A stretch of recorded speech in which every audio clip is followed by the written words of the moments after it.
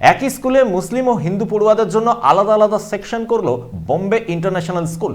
মধ্যপ্রদেশের এই স্কুল পড়ুয়াদের জন্য আলাদা বার্ষিক অনুষ্ঠান করেছে। হিন্দু পড়ুয়াদের জন্য হয়েছে আলাদা বার্ষিক অনুষ্ঠান। মুসলিম পড়ুয়াদের বার্ষিক অনুষ্ঠানে কোনো প্রধান অতিথি ছিলেন না। হিন্দু পড়ুয়াদের বার্ষিক অনুষ্ঠানে ছিলেন ভিভিআইপিরা। এই ঘটনায় ক্ষোভ প্রকাশ করেছেন অভিভাবকরা।